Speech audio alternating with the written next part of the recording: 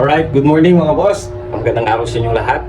Dun sa mga nagtatanong po about sa calamity ni SS, ito po, ginawa ko lang ng video para isahan na lang, no? Kasi para hindi na ako isa-isa mag-reply sa inyo mga boss. Ayan. Nung nakaraan pa, nag-declare ng state of calamity dito sa Pampanga, oo.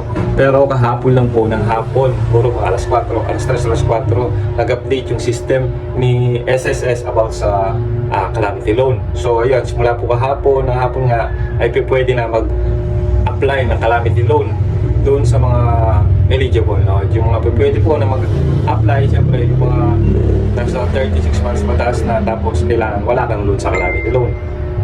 Okay lang na may loan ka sa may salary kasi separate naman yung calamity, makakapag-loan ka pa rin basta wala kang balance sa mismong calamity. At about sa magkano yung makukuha mo ay saka pa lang natin malalaman yan kung may naka-ready ka na disbursement account mga boss.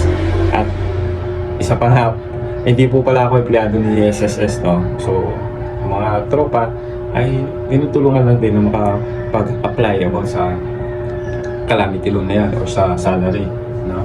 Ayan. So ayan, tignan natin dito mga boss. So ito, tignan natin mga boss. Nandito tayo ngayon sa isang account ng isang client natin, no? So kasi yung sa akin hindi pwede, meron pa tayong balance sa mga calamity loan. So ito, check natin mga boss kung pwede na nga. Ayan, calamity loan tayo mga boss. Dito yan sa Pampanga, no? Ayun, Buchoy, Carina. Sila ka lang natin yan. Nakikita nyo naman, no? Kahit parang medyo may ink siya dito.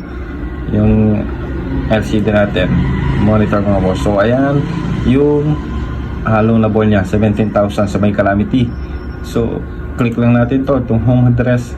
Then, proceed na tayo mga boss. Apply na tayo dyan. Para ma-notify yung mga agency natin mga boss. So ayan lang, hanggang dito na lang muna yung video natin na ito mga boss. Yung gusto mag-loan na kayo sa mismong mga online account nyo mga boss. Kailangan ready na yung online account nyo at saka yung disbursement account nyo mga boss.